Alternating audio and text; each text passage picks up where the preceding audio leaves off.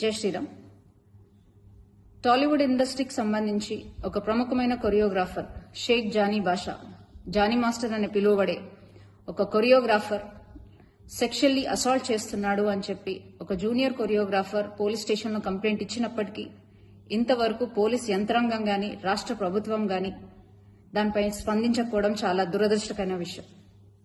అమ్మాయి తన complaint కాపీలో clear గా మెన్షన్ చేసినప్పటికీ గత 5 సంవత్సరాల నుంచి, అంటే ఆ అమ్మాయి మైనర్ గా ఉన్నప్పటి నుంచి అతను వేధిస్తున్నాడు, సెక్షువల్ ఫేవర్స్ అడుగుతున్నాడు, అలాగే మతం మార్చుకొని తనని పెళ్లి చేసుకోవాలని ఒత్తిడి తెస్తున్నాడు అని క్లియర్ కట్ గా మెన్షన్ చేసినప్పటికీ ఆ జానీ మాస్టర్ అనే వ్యక్తిని ఇంతవరకు పోలీసులు అరెస్ట్ చేయకపోవడం, అతను నెల్లూరులో ఉన్నాడు అని తెలిసి కూడా అతన్ని అరెస్ట్ చేయకపోవడం, అలాగే రాష్ట్ర ప్రభుత్వం దీనిపై స్పందించకపోవడం చాలా దురదృష్టకరమైన విషయం.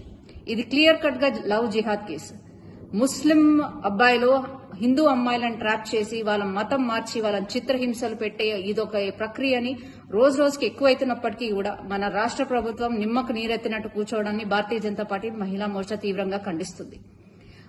రోజు రోజుకి రాష్ట్రంలో అత్యాచారాలు అన్యాయాలు పెరుగుతున్నప్పటికీ మన సీఎం రేవంత్ రెడ్డి గారు, కేర్ ఆఫ్ హోమ్ మినిస్టర్ గారు నిర్లక్ష్య వైఖరిని మేము తీవ్రంగా ఖండిస్తున్నాం.